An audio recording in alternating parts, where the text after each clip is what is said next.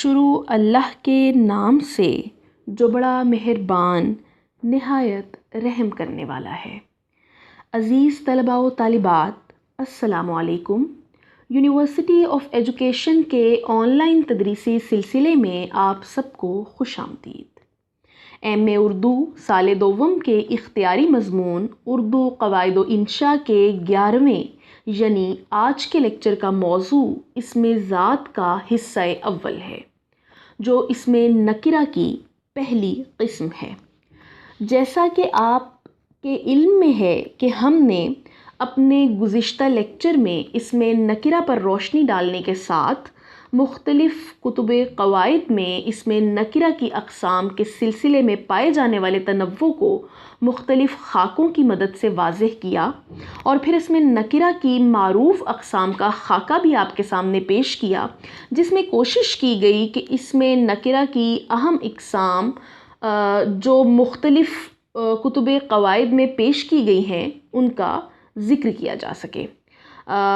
आपने, अगर आपको याद हो गुज़िश्ता जो आपका लेक्चर है, तो आप को अंदाज़ा होगा कि उसमें बहुत ज़्यादा ख़ाके जो है वो पेश किए गए, और उन ख़ाकों की मदद से, और वो ख़ाके मुख्तलिफ़ जो कुतुबे क़वाइद हैं हमारी उर्दू की, उन्हीं से अख़ज़ किए गए थे, और उनमें इसमें नकिरा की मुख्तलिफ़ अक़साम को मुख्तलिफ़ अंदाज़ से पेश किया गया, और 3 से लेकर 13 तक तकरीबन लोगों ने उसकी अक़साम पेश की। कुछ ने, जिन्होंने 3 अक़साम दी, उन्होंने आगे उसको उन 3 अक़साम की ज़ैली अक़साम पेश कर दी। तो अमूमन देखने में यही आया, उन तमाम ख़ाकों को देखने के बाद यही हमारे सामने आया कि अमूमन जो हमारे माहिरीने क़वाइद हैं, उन्होंने अंदाज़ के फ़र्क के साथ काफ़ी ज़्यादा मिलती जुलती अक़साम का ही इसमें नकिरा में ज़िक्र किया है। हाँ, कुछ ना कुछ फ़रूक़ भी पाए जाते हैं इस सिलसिले में, बल्कि ज़ैली अक़साम में भी फ़रूक़ पाए जाते हैं।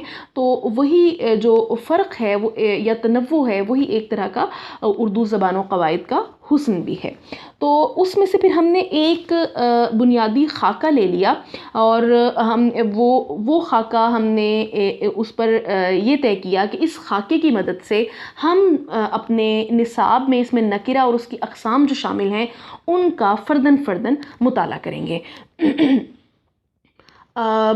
अब मुख्तलिफ़ ख़ाके जो हमने पेश किए, उसके साथ जो हमने अपना ख़ाका तैयार किया, जो यकीनन मुख्तलिफ़ कुतुब क़वाइद से ही हमारे सामने आया, उसमें हमने ये कोशिश की कि तमाम जो अहम अक़साम हैं उनको उस ख़ाके में शामिल कर लिया जाए।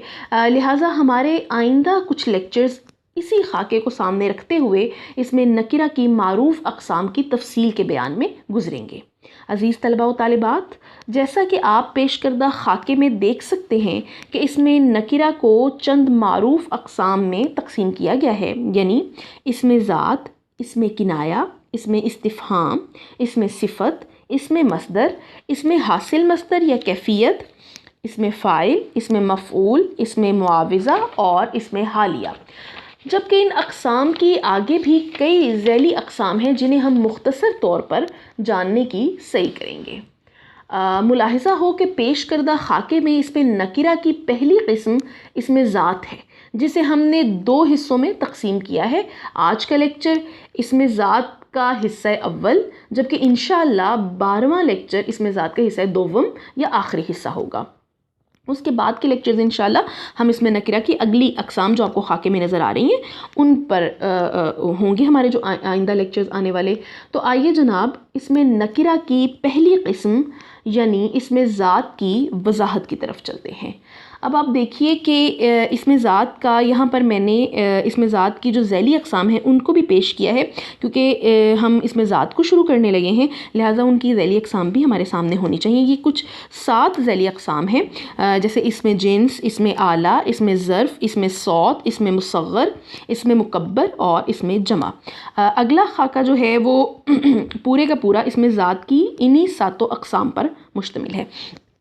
यानी अगर आप पिछला ख़ाका देखें तो ये मजमूई तौर पर इसमें नकिरा की अक़साम का ख़ाका है, जबकि ये ख़ाका जो है ये इसमें ज़ात की जो ज़ैली अक़साम हैं उन पर मुश्तमिल है। और इसमें जो निशान हैं लाल तीर के, जो एरो है, ये बता रहा है कि आज हम इसमें ज़ात की इन 3 ज़ैली अक़साम को पेश नज़र रखेंगे। तो आइए जनाब इसमें नकिरा की पहली किस्म यानी इसमें ज़ात की वजाहत की तरफ चलते हैं। तो अज़ीज़ तलबा व तालिबात, मुख्तलिफ़ क़वाइद नवीसों ने इसमें ज़ात को कई ज़ैली हिस्सों में तकसीम किया है, जैसा कि आप पेश करदा खाके में भी देख सकते हैं। आज का लेक्चर इसमें ज़ात की तारीफ़ के साथ इसकी 3 ज़ैली अक़साम यानी इसमें जिन्स, इसमें आला और इसमें ज़र्फ़ की वजाहत पर मबनी होगा। तो चलिए सबसे पहले जानते हैं कि इसमें ज़ात क्या है। तो इसमें ज़ात की मुख्तलिफ़ माहिरीन जो क़वाइद हैं उन्होंने तारीफ़ की है। जैसे मुनसिफ़ ख़ान साहब जो हैं वो कहते हैं कि इसमें ज़ात वो इस्म है जो एक चीज़ की असलियत दूसरी चीज़ की असलियत से अलग ज़ाहिर करे।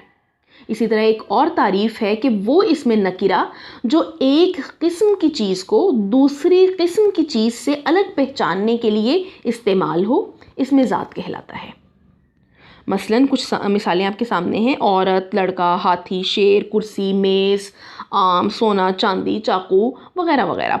अब आप देखिए कि जो तारीफ़ हमने पढ़ी उसमें हमने ये जाना कि असल में इसमें ज़ात वो है जो हमें एक चीज़ की असलियत को दूसरी चीज़ की असलियत से फ़र्क सिखाता है। यानी उससे ये होता है कि जिसके लिए हमने वो इस्म इस्तेमाल किया होता है उस ज़ात की तमाम चीज़ों के लिए वो इसमें इस्तेमाल होता है, लेकिन उसके अलावा ज़ात की तमाम अशिया से वो उनको मुमय्यज़ भी कर लेता है। अब आप देखिए कि औरत जो है वो औरत ज़ात की तमाम जो मखलूक़ात हमारे यहाँ पर दुनिया में मौजूद हैं वो उसके लिए इस्तेमाल कर लिया गया, लेकिन औरत के अलावा हम कोई और चीज़ इससे नहीं समझ सकते। हम ये नहीं समझ सकते कि ये एसी है, हम ये नहीं समझ सकते ये पंखा है, ठीक है। तो इसी तरह लड़का जो है वो भी एक चीज़ की असलियत को दूसरी चीज़ की असलियत से अलग जाहिर कर रहा है। यानी लड़का से मुराद सिर्फ लड़का है जो कोई भी हो सकता है। गोया वो एक ख़ास गिरोह के बारे में तो हमें बता देता है, लेकिन उस चीज़ के अलावा किसी और चीज़ से मुराद वो नहीं होती। यानी एक चीज़ की हकीकत दूसरी चीज़ से अलग कर देना, अलहदा कर देना, ये इसमें ज़ात है। इन मिसालों में आप देख सकते हैं कि ये सब इंसानों, जानवरों और चीज़ों के नाम हैं। इनके नामों की वजह से हम इन्हें एक दूसरे से अलग कर सकते हैं और पहचान सकते हैं। यानी हम इन मिसालों में देख सकते हैं कि एक चीज़ की हकीकत या असलियत दूसरी चीज़ की हकीकत या असलियत से अलग पहचानी जा रही है और इससे कोई वस्फ या खूबी मुराद नहीं है। जबकि डॉक्टर शौकत सब्ज़वारी उर्दू क़वाइद में इसमें ज़ात के हवाले से कुछ यूँ रकम तराज हैं। महसूस या मौजूद फिल खारिज यानी ठोस हक़ाइक़ पर दलालत करने वाला इस्म इसमें ज़ात है। जैसे तख्त, कुर्सी, चिलमची, प्याली, पलंग, चूल्हा, आग, पानी, मिट्टी, दीवार, दरवाज़ा, खिड़की, किताब, घोड़ा, लश्कर वग़ैरह। अब आप देखिए कि जो शौकत सब्ज़वारी साहब ने तारीफ़ की है उसमें भी यही बताया गया है कि जो हमारे ख़ारिज में मौजूद अशिया हैं उनको हम जो है वो बेहतर तरीक़े से पेश करें और उनकी असलियत को वाज़ेह करें। यानी उनके ठोस हक़ाइक़ पर दलालत करने वाला जो इस्म होता है वो इसमें ज़ात कहलाता है। इसमें ज़ात को अंग्रेज़ी में कॉन्क्रीट नाउन भी कहते हैं। दूसरे लफ्ज़ों में इसमें ज़ात वो इसमें नकिरा है जो एक ही किस्म की कई एक चीज़ों के लिए बोला जाए। अब यहाँ पर बात जो है वो समझने की है कि इसमें ज़ात से मुराद ऐसा लफ्ज़ है जो एक ही किस्म की कई चीज़ों के लिए बोला जाए, लेकिन ये ऐसा इस्म हो जो बाकी तमाम अस्मा से उसे अलग कर दे और एक चीज़ की असलियत को दूसरी चीज़ की असलियत से वाज़ेह कर दे। यानी इसमें ज़ात वो इस्म है जो एक चीज़ की असलियत दूसरी चीज़ की असलियत से अलग ज़ाहिर करे। गोया ये एक ज़ात की चीज़ों को दूसरी ज़ात की चीज़ों से अलहदा कर देता है और हर चीज़ की हकीकत अलहदा अलहदा समझी जाती है। मसलन ऊंट, हाथी, चाकू, चांदी, कॉलेज, घोड़ा, आदमी वगैरह। क्योंकि हर ऊंट को ऊंट और हर चाकू को चाकू ही कहा जाता है, लिहाजा ऐसा नाम जो एक ही तरह की चीज़ों के लिए बोला जाए इसमें ज़ात कहलाता है। ये इस्म एक ज़ात की चीज़ों को दूसरी ज़ात की चीज़ों से अलग जाहिर करता है। मसलन हाथी की असलियत चाकू की असलियत से मुख्तलिफ है। इसी तरह चांदी और घोड़ा अलग अलग असलियत के हामिल हैं। इसमें नकीरा में इसमें ज़ात वो इस्म है जिसकी आगे आपको बहुत सी ज़ैली अक़साम भी मिलेंगी। ताहम इन पर बात करने से पहले इसमें ज़ात की मज़ीद तफ़हीम के लिए पेश करदा मिसालें देखिए। घोड़ा वफ़ादार होता है, कैंची कुंद है, मस्जिद बन गई, सुबह हो गई, खटखट ना कर, दिया सलाई की डिबिया लाओ, ये गट्ठड़ उठाओ, फौज ने कूच किया। इन मिसालों में घोड़ा, कैंची, मस्जिद, सुबह, खटखट, गट्ठड़ और फौज ऐसे अस्मा हैं कि इनमें कोई वस्फ नहीं पाया जाता, बल्कि ये खारिज में महसूस किए जा सकते हैं और ठोस बुनियादों पर मौजूद हैं। और आप इनमें से कोई भी लफ्ज़ बोलें तो उसकी हकीकत दूसरे लफ्ज़ से अलग होगी। गोया ये तमाम अस्माए ज़ात हैं। घोड़ा नौ के एतबार से एक जानवर है और तमाम घोड़ों के लिए आता है, जबकि कैंची एक औजार का नाम है जिसकी हकीकत यकीनन घोड़े की हकीकत से अलग और मुख्तलिफ है।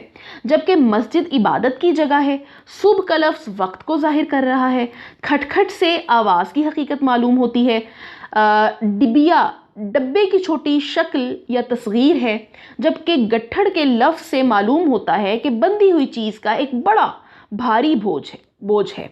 और फ़ौज का लफ्ज़ बता रहा है कि ये एक जमात या गिरोह है जिसमें कई अफराद शामिल हैं। और फ़ौज के लफ्ज़ का इत्तलाक़ बहैसियत गिरोह इन सब अफराद पर हो रहा है। ये तमाम अल्फाज असल में अस्माए ज़ात की ही मुख्तलिफ़ किस्मों को ज़ाहिर कर रहे हैं, जिन्हें हम आगे चलकर मज़ीद वाज़े करेंगे। फ़िलवक्त यही जान लीजिए कि ये तमाम मिसालें इसमें ज़ात की ही मुख्तलिफ़ किस्मों के तहत आती हैं। अभी जो मिसालें आपको ये पेश की हैं ना, आप देखिएगा कि आगे जब हम इसमें ज़ात की ज़ैली 7 अक़साम को पढ़ेंगे तो ये सारी मिसालें दरअसल उनमें फ़िट हो रही होंगी। जैसे खटखट जो वाली मिसाल है वो इसमें सौत में चली जाएगी, कैंची वाली मिसाल इसमें आला में चली जाएगी, घोड़ा वाली मिसाल इसमें जिन्स में चली जाएगी, सुब वाली मिसाल इसमें ज़र्फ़ में चली जाएगी।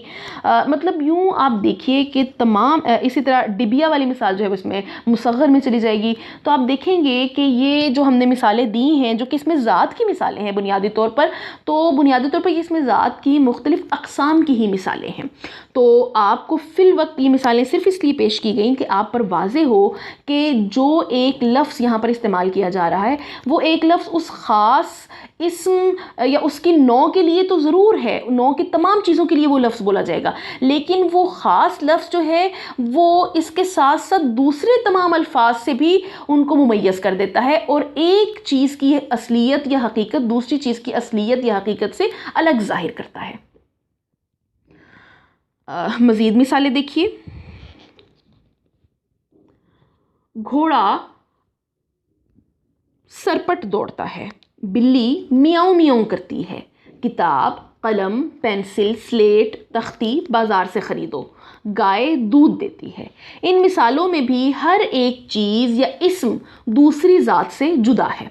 यानी जहाँ पर हम बिल्ली कह रहे हैं वो यकीनन घोड़ा से जुदा है, मियाऊं मियाऊं कह रहे हैं वो किताब से जुदा है, कलम कह रहे हैं वो स्लेट से जुदा है। गोया ये तमाम चीज़ों के वो नाम हैं जिनसे उन चीज़ों की हकीकत दूसरी से अलग समझी जा रही है और ये तमाम चीज़ें एक दूसरे से जुदा हैं। हम हर चीज़ का नाम लेते हैं यानी इन अस्मा से एक चीज़ दूसरी से जुदा ज़ाहिर हो रही है। दुनिया में जैसे बेशुमार चीज़ें हैं वैसे ही उनके लिए बेशुमार अल्फाज भी हैं। आतश, आब, खाक, संग, दरख्त, बुलबुल, गुल वगैरह वगैरह। जो चीज़ अपनी ज़ात में ऐसी खसूसियत रखे जिसके सबब से और चीज़ों में अलग पहचानी जाए मगर कोई वस्फ उससे न समझा जाए, इसके नाम को इस्तिलाह में इसमें ज़ात कहते हैं। देखिए मिसाल के तौर पे हमारे घरों में अशिया का अंबार है। अब देखिए हमारे घर में कितनी चीज़ें मौजूद हैं, मगर जब आप किसी से किताब मांगेंगे तो वो इस इस्म के अदा करने से इसकी चंद खुसूसियात के बाइस इसे समझ जाएगा और फिर आपको वही लाकर देगा। यानी वो आपको किताब ही ला कर देगा। इसके बदले आईना, ईंट, पत्थर, गिलास, कुर्सी या चम्मच वगैरह नहीं लाकर आपको थमा देगा। यानी वो जान लेगा कि आपने जो इस्म अदा किया वो उस नौ की ही तमाम चीज़ों के लिए इस्तेमाल किया जाएगा। और फिर उसमें उस इस्म से ये भी ज़ाहिर हुआ कि उसकी हकीकत दूसरे तमाम अस्मा की हकीकत से मुख्तलिफ है, अलग है, और इस तरह से वो आपको वही चीज़ ला कर देगा जो चीज़ आपने मांगी होगी। तो बस फिर ऐसे नाम को जो एक चीज़ की असलियत को दूसरी चीज़ की असलियत से अलग ज़ाहिर करे, इसमें ज़ात कहा जाता है इस्तिलाह में। अज़ीज़ तलबा व तालिबात, अब हम इसमें ज़ात की वजाहत के बाद उसकी ज़ैली अक़साम की तरफ चलते हैं। और जैसा कि आगाज़ लेक्चर में बताया गया कि आज हम इसमें ज़ात की पहली 3 अक़साम यानी इसमें जिन्स, इसमें आला और इसमें ज़र्फ़ के बारे में जानेंगे, जबकि बकिया 4 अक़साम इंशाअल्लाह अगले लेक्चर में पेश की जाएंगी। तो अज़ीज़ तलबा व तालिबात, इसमें ज़ात की पहली ज़ैली क़िस्म है इसमें जिन्स। तो दरअसल वो अस्माए नकिरा या अस्माए ज़ात जो एक पूरी जिन्स के लिए मुकर्रर हों, उन्हें अस्माए जिन्स कहा जाता है। मसलन कौवा, घोड़ा, तोता, फाख्ता, हरन वगैरह वगैरह अल्फाज मुख्तलिफ नौ की नुमाइंदगी कर रहे हैं और अपनी पूरी जिन्स के लिए हैं। मसलन घोड़ा लफ्ज़ घोड़ों की पूरी जमात या पूरी नौ के लिए मुकर्रर किया गया है। आप जब भी घोड़ा कहेंगे तो उससे तमाम जो तमाम दुनिया के जो घोड़े हैं वो मुराद होंगे, क्योंकि ये लफ्ज़ जो है वो अपनी जिन्स की नुमाइंदगी कर रहा है, अपनी नौ की नुमाइंदगी कर रहा है और पूरी जिन्स के लिए मुकर्रर किया गया है। साहिब निगारिस्तान मुनसिफ खान साहब इस हवाले से लिखते हैं कि इसमें जिन्स के मानी ही जमात या नौ के हैं। मसलन घोड़ा लड़का, घोड़ा हैवान है और लड़का इंसान। एक तो जिन्स यही होगी ना कि वो हैवान जिन्स है और ये इंसान जिन्स है, और दूसरा ये कि जो हैवान में भी घोड़े की जिन्स के उस नौ की उस जमात के जितने भी अस्मा होंगे, ये जितनी भी अशिया या जितने भी घोड़े होंगे वो सब दरअसल इसी एक घोड़े के तहत आ रहे होंगे। तो गोया ये जो लफ्ज़ है ये उन तमाम अस्मा जो उसके नौ की अस्मा है उनकी नुमाइंदगी कर रहा है। इसमें जिन्स के मानी ही जैसे जमात या नौ के हैं, ये दोनों इसमें जिन्स ये दोनों इसमें जिन्स जिनका हमने मुनसिफ खान साहब की तारीफ़ में भी जिक्र किया है, यानी घोड़ा और लड़का किसी ज़ाते ख़ास से मंसूबों मुतालिक नहीं है, बल्कि अपनी अपनी नौ और जिन्स के लिए अमूमी तौर पर आए हैं। इसमें जिन्स को अंग्रेज़ी में जेनेरिक नाउन भी कहा जाता है, जो एक पूरी जिन्स के लिए मुकर्रर होता है। मसलन इस्म घोड़ा, इसमें जिन्स है कि हर घोड़े को घोड़ा कह सकते हैं, मगर अगर हम सिर्फ रख्श कहें तो ये सिर्फ उस घोड़े का नाम है जो रुस्तम का घोड़ा था, या अगर हम सिर्फ जुल्जनाह कहें तो ये सिर्फ उस घोड़े का नाम है जो हज़रत इमाम हुसैन रज़ी अल्लाह तआला अन्हु का घोड़ा था। तो इसलिए हमने मखसूस नहीं किया, बल्कि एक पूरी जिन्स के लिए मुकर्रर किया घोड़ा। अब ये तमाम घोड़ों के लिए इस्तेमाल किया जाएगा। इसी तरह लड़का कहें तो ये भी इसमें जिन्स है कि हर लड़के को लड़का कह सकते हैं, जबकि अहमद, हामिद ख़ास लड़कों के नाम होंगे। तो गोया उस आम नाम को जो किसी नौ या जमात के लिए हो, अरबी क़वाइद नवीसों ने इसमें जिन्स का नाम दिया है। डॉक्टर अबुल्लैस सिद्दीकी के मुताबिक अरबी क़वाइद नवीसों ने आम नाम को ही इसमें जिन्स कहा है, और इससे मुराद वो नाम है जो किसी फ़र्द या ज़ाते ख़ास से मंसूबों मुतालिक ना हो।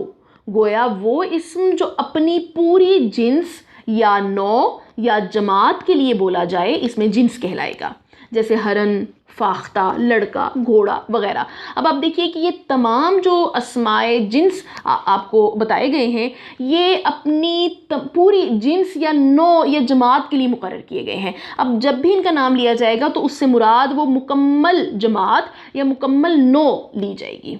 अब इसमें आपने अगर देखें तो डॉक्टर अबुल्लैस सिद्दीकी के अल्फाज भी आप मुलाहिज़ा कीजिए जो उन्होंने जामिउल क़वाइद में लिखे हैं कि आम नाम से मुराद वो नाम है जो किसी फ़र्द या ज़ात ख़ास से मंसूब मुताल्लिक़ ना हो। ये वही है जिसे अरबी के क़वाइद नवीसों ने इसमें जिन्स का नाम दिया है। तो गोया उनके नज़दीक ये किसी ख़ास फ़र्द से मंसूब नहीं होता, बल्कि इसे अमूमी तौर पर उस ख़ास जिन्स के तमाम अफराद या चीज़ों या लोगों पर मुंतबिक कर दिया जाता है। मज़ीद मिसालें देखिए, बैल घास खाता है, बिल्ली दूध पीती है, सेब मीठा होता है। इन जुमलों में बैल, घास, बिल्ली, दूध और सेब ऐसे अस्मा हैं जो किसी ज़ाते ख़ास या फ़र्द ख़ास के लिए नहीं बल्कि पूरी जमात या नौ के लिए आए हैं। लिहाजा ऐसे अस्मा को इसमें जिन्स कहते हैं। मतलब आप देखिए कि यहाँ पर बिल्ली का नाम जो है ये एक इसमें जिन्स है, क्योंकि ये अपनी नौ या अपनी जमात की तमाम बिल्लियों की नुमाइंदगी कर रही है। तो यहाँ पर हम कह सकते हैं ये अपनी नौ या अपनी जमात के लिए मुकर्रर की गई है, और इस तरह से ये किसी ख़ास बिल्ली के साथ मंसूब नहीं है बल्कि पूरी जिन्स के लिए हमने बिल्ली का लफ्ज़ इस्तेमाल किया है। किस्सा मुख्तसर, वो अल्फाज जो किसी चीज़ या इस्म की जिन्स का तयन करें उन्हें इसमें जिन्स कहा जाता है। उम्मीद है कि बयान करदा तफसील इसमें जिन्स की वजाहत के लिए काफ़ी होगी। अब हम इसमें ज़ात की दूसरी किस्म यानी इसमें आला की तरफ चलते हैं और इसे समझने की कोशिश करते हैं। जैसा कि आप को नाम से ही पता चल गया होगा कि आला कहते ही औज़ार या हथियार को हैं। तो इससे भी मुराद यही है कि वो तमाम अस्मा जो औज़ार के नाम हो और कोई ना कोई उनसे फ़ेल भी सरज़द हो रहा हो, तो उसको हम इसमें आला की झैल में लेकर आते हैं।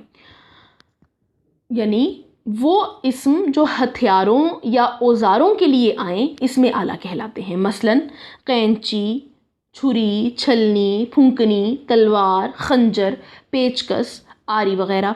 दूसरे लफ्ज़ों में वो इस्म जो किसी आला, औज़ार या हथियार के नाम को ज़ाहिर करे इसमें आला कहलाता है। अब कुछ तारीफ़ात भी देख लीजिए। तहज़ीबुल क़वाइद में है कि जो इस्म काम के औज़ार के मानी दे इसको इसमें आला कहते हैं। इसमें आला उर्दू में जामिद और मुश्तक़ दोनों तरह पर आता है।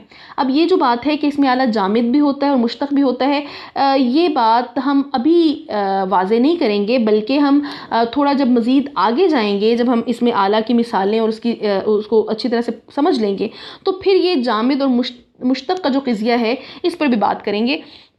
क्योंकि इसमें आला और इसमें ज़र्फ़ ये दो ऐसे अस्माए ज़ात हैं जिन्हें अस्माए मुश्तक़ में भी अमूमन स्टडी किया जाता है, ये पढ़ा जाता है।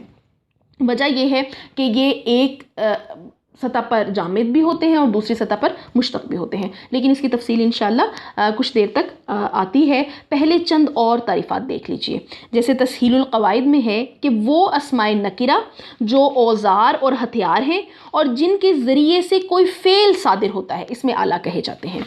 ठीक हो गया। अब आप देखिए कि सबसे पहले तो आपने नाम से ही अंदाज़ा कर लेना है कि इसमें आला दरअसल वो हथियार और औज़ार के अस्मा है। और दूसरा जो इसमें बात है कि उससे कोई फ़ेल भी सरज़द होता है। जैसे हम देखते हैं कि हम जब बात करते हैं फूंकनी की, तो हम उससे क्या करते हैं, हम आग को जलाते हैं, फूंके उससे मारते हैं। या जब हम कहते हैं चाकू, तो उससे कुछ चीज़ चाक करते हैं। तो यूँ हम देखते हैं कि न सिर्फ उसमें औज़ार और हथियार वगैरह का मफ़हूम पाया जाता है, बल्कि उसके साथ साथ उसमें कोई ना कोई फ़ेल या कोई ना कोई काम भी हो रहा होता है। गोया इसमें आला वो है जिसमें औज़ार के मानी पाए जाएं, यानी किसी इंस्ट्रूमेंट के मानी दे या किसी ऐसी चीज़ का नाम हो जिसके ज़रिए से कोई काम किया जाए। मिसाल के तौर पर आप ये शेर देखिए, न खंजर चलेगा न तलवार इनसे, ये बाजू मेरे आजमाए हुए हैं। अब इस शेर में खंजर और तलवार औज़ार हैं, लिहाजा इसमें आला है। प्रोफेसर अंसारुल्लाह उर्दू सर्फ़ नहव में इसमें आला की तारीफ़ कुछ इन अल्फाज में करते हैं कि किसी आला, औज़ार या हथियार का वो नाम जो अपने मानी के एतबार से मुताल्लिक़ अमल पर दलालत करे, जैसे चाकू, झाड़ू वग़ैरह। इन कलिमात से चाक करने और झाड़ने का मफ़हूम वाज़ेह है। गोया ये ऐसे औज़ार हैं जिनके ज़रिए फ़ेल भी सरज़द हो रहा है, यानी ऐसी चीज़ का नाम जिससे कोई काम भी किया जाता हो, इसमें आला कहलाएगी। मसलन सुई, हथौड़ा, रेती, तोप, रंदा, चाकू, बंदूक, झाड़न वगैरह अस्माए आला हैं। अब इस हवाले से एक वजाहत जिसका हमने आगाज़ में ज़िक्र भी किया, वो वजाहत करते जाते हैं, फिर हम मज़ीद मिसालें लेते हैं कि इसमें आला जामिद भी होते हैं और मुश्तक भी।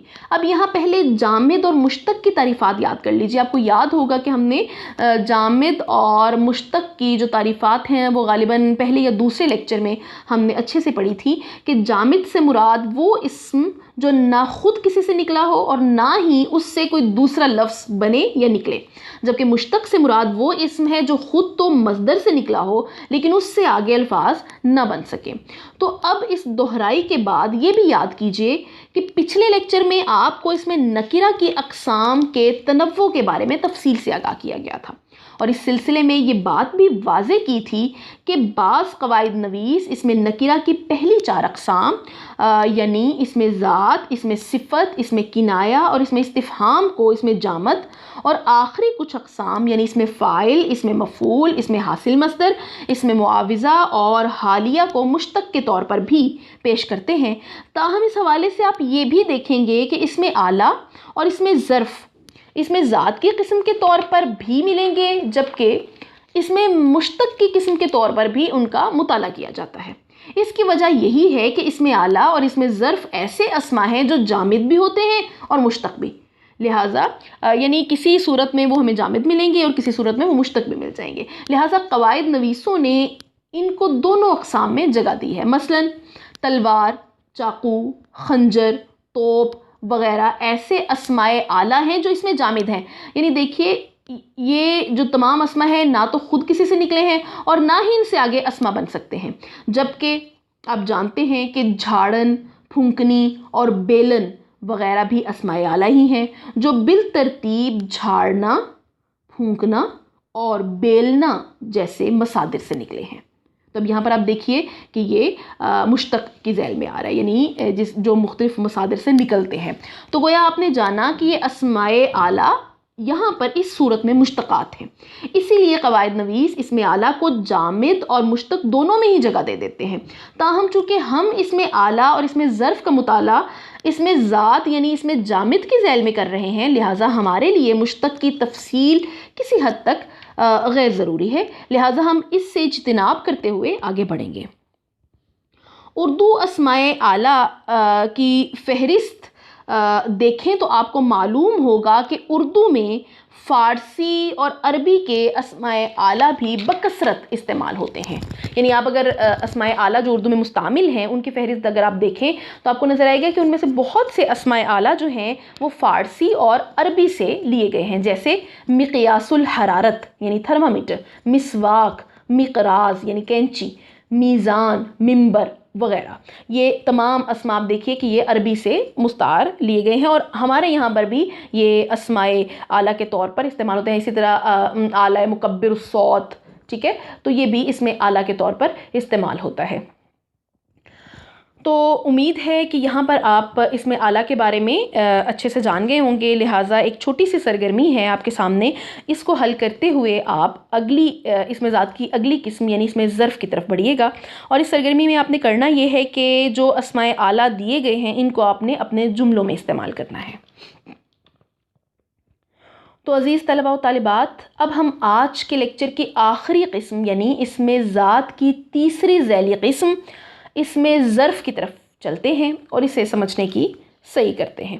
तो क़वाइद की रूह से वो इस्म या नाम जो किसी जगह या वक्त को ज़ाहिर करे इसमें ज़र्फ़ कहलाता है। आपको पता है ज़र्फ़ के मानी होते हैं बर्तन के, तो असल में इसमें ज़र्फ़ वो इस्म है जिससे हमें किसी जगह या वक्त या ज़माने का तयन होता है, हमें पता चलता है, जगह का पता चलता है या वक्त और ज़माने का पता चलता है, तो हम कहते हैं कि इसमें ज़र्फ़ का इस्तेमाल किया गया है। तहज़ीबुल क़वाइद में इसमें ज़र्फ़ की तारीफ़ इन अल्फाज में की गई है कि जिस इस्म से ज़माना या जगह के माना समझे जाएँ उसको इसमें ज़र्फ़ कहते हैं। गोया वो इसम जिससे काम करने का ज़माना या जगह समझी जाए इसमें ज़र्फ़ कहलाता है। यानी आप याद रखिए कि ज़माना भी इसमें ज़र्फ़ में शामिल है और जगह भी, ज़माना या वक्त भी शामिल है और जगह भी शामिल है। जिस इसम से काम करने का ज़माना समझा जाए उसको ज़र्फ़े ज़मान कहते हैं और जिससे काम करने की जगह समझी जाए उसको ज़र्फ़े मकान कहते हैं। अब आप देखिए, ये भी नामों से ही ज़ाहिर है कि मकान यानी जगह मुराद है ना, तो ज़र्फ़े मकान से मुराद ऐसे इसमें ज़र्फ़ हैं जिनसे हमें किसी जगह का पता चलता है या वो जगह के मानी देते हैं। और ज़र्फ़े ज़मान यानी ज़माना या वक्त से मुराद ऐसे इसमें ज़र्फ़ हैं जो किसी वक्त या ज़माने की निशानदही करते हैं। मसलन दूसरे लफ्ज़ों में इसमें ज़र्फ़ उस इस्म को कहते हैं जिसके मानी जगह या वक्त के हों। अब इसकी कुछ मिसालें भी आपके सामने हैं। दिन रात, सुबह शाम, मशरिक़ मगरिब, स्कूल, घर, बुतखाना, मैखाना, मस्जिद वग़ैरह वग़ैरह, ये तमाम अस्माए ज़र्फ़ हैं।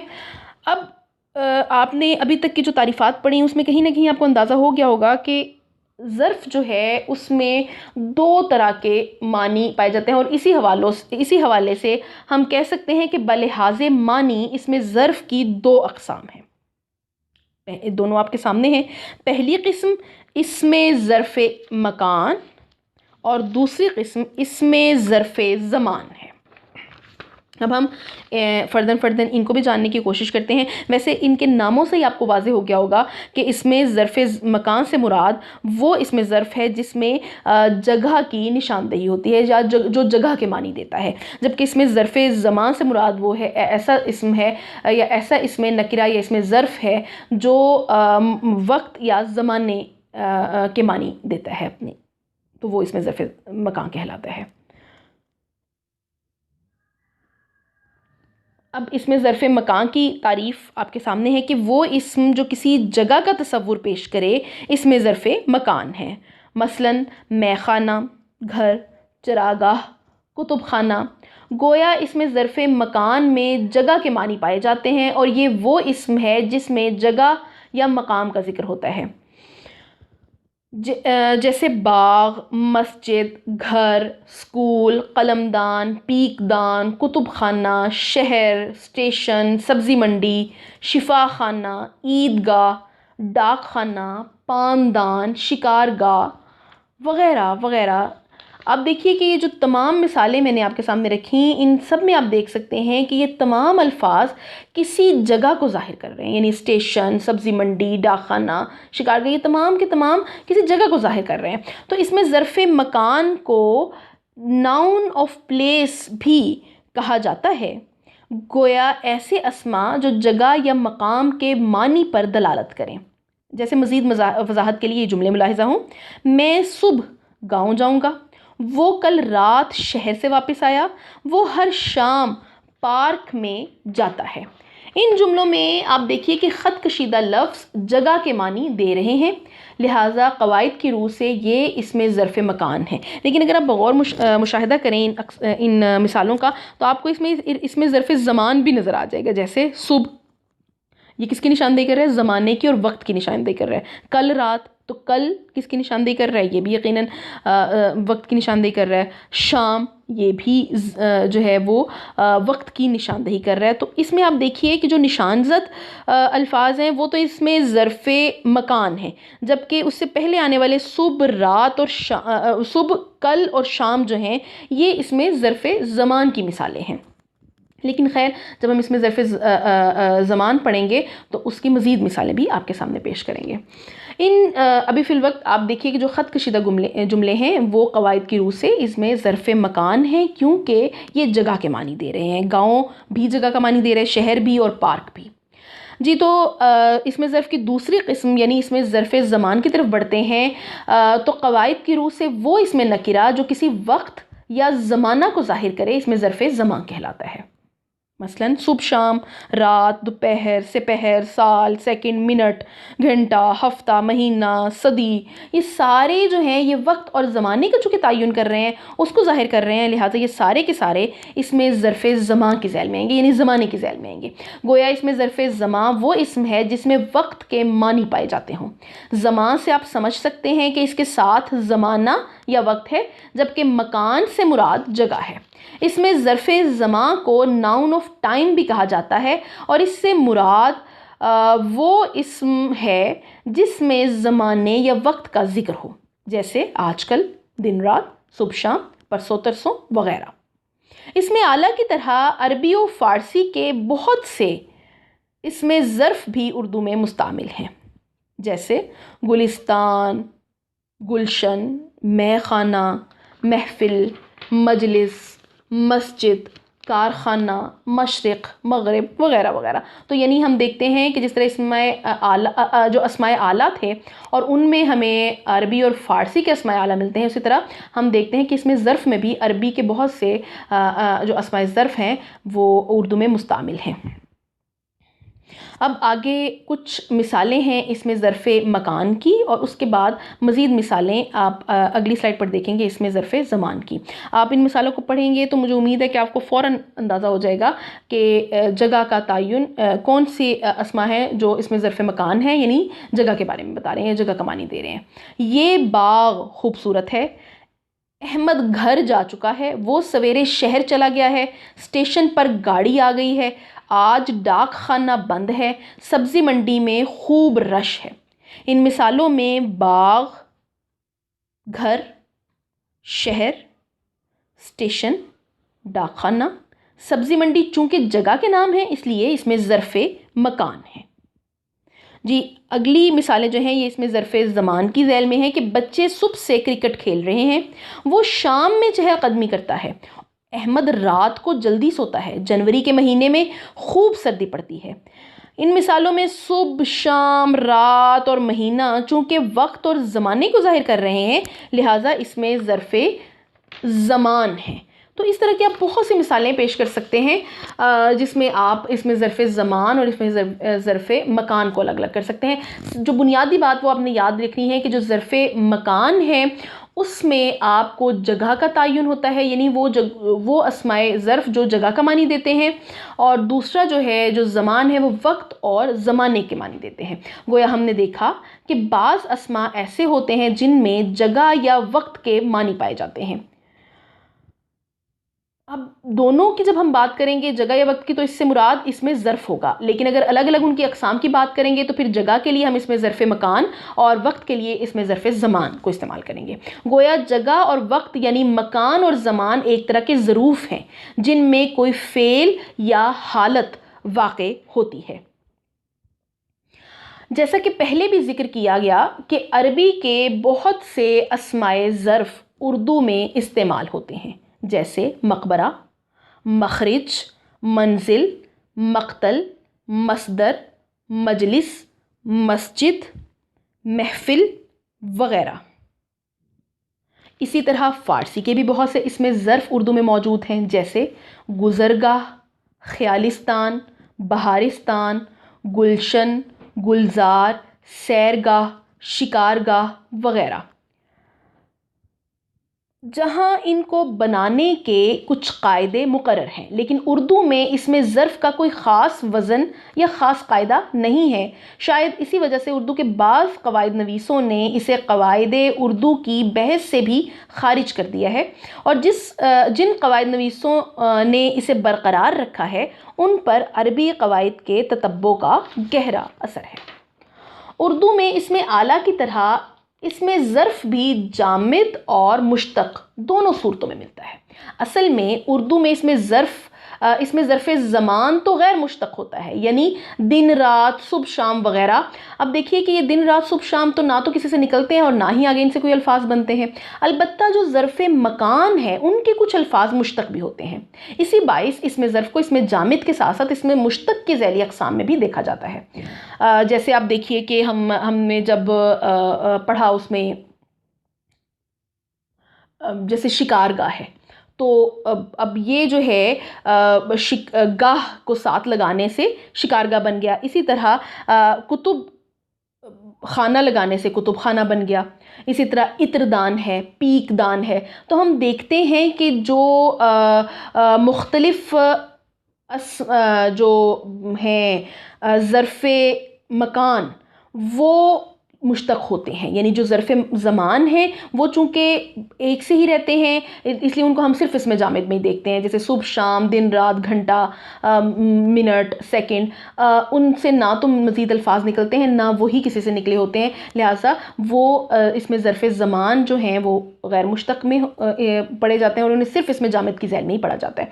जबकि इसमें ज़र्फ़े ज़मान जो हैं, इसमें ज़र्फ़े मकान जो हैं उसमें हम देखते हैं कि कुछ अल्फाज मुश्तक भी होते हैं, यानी मुख्तलिफ मसादिर से आगे बन जाते हैं या मुख्तलिफ अलामतों के इस्तेमाल करने से आगे बन जाते हैं और हम देखते हैं कि उनसे मुख्तलिफ अल्फाज से वो जो अस्मा है वो बन जाते हैं, यानी अस्माए ज़र्फ़े मकान जो है वो बन जाते हैं। लिहाजा हम उनको फिर इसमें मश्तक की ज़ैल में भी देख लेते हैं। लेकिन चूँकि इस तफसील का बराह रास्त ताल्लुक़ हमारे निसाब से नहीं है और हम तो इसमें ज़ात की ज़ैल में इसमें आला और इसमें ज़र्फ़ को देख रहे हैं और इसमें ज़ात चूँकि इसमें जामिद की ही एक सूरत है, लिहाजा हम जो इसमें मुश्तक की तफसील है उससे सरफ़ नज़र करते हुए आगे बढ़ेंगे और अपनी जो इसमें नकिरा की अक़साम है उनको वाज़े करेंगे। तो उम्मीद है कि अब इतनी वजाहत के बाद आपको इसमें नकिरा की जो तीसरी किस्म यानी इसमें ज़र्फ़ उसके बारे में भी आगाही मिल गई होगी और उसके साथ साथ उसकी दोनों अक़साम के बारे में भी आपने जान लिया होगा। लिहाजा अब एक सरगर्मी आपके सामने पेश की जाती है। इस सरगर्मी में कुछ जुमले दिए गए हैं जिनमें से आपने करना ये है कि इसमें ज़र्फ़े मकान और इसमें ज़र्फ़े ज़मां की निशानदही करनी है, जो यकीनन आपके लिए अगर आपने लेक्चर को समझा है तो बहुत आसान होगा इंशाअल्लाह। जी, इसके बाद एक और सरगर्मी है। उस सरगर्मी में आप देखिए कि हमने जो इसमें नकिरा की आज के लेक्चर में जो अक़साम पढ़ी हैं उन तमाम अक़साम को इसमें पेश किया गया है। तो अज़ीज़ तलबा व तालिबात, ये जो ख़ुद आज़माई है, ये जो सरगर्मी थी, सरगर्मी इस जो है वो इसमें ज़र्फ़ के मुतालिक थी, जबकि जो आखिर में ख़ुद आज़माई दी गई है ये असल में इसमें ज़ात की उन अक़साम पर मुश्तमिल है जिन्हें आपने आज के लेक्चर में जाना, यानी इसमें आला, इसमें जिन्स और इसमें ज़र्फ़ के मुतालिक ये ख़ुद आज़माई है या सेल्फ़ असेसमेंट है। लिहाजा आज के लेक्चर को समझने के बाद आप इन सवालात, इन मुख्तसरुल जवाबी सवालात को भी मुकम्मल कीजिएगा।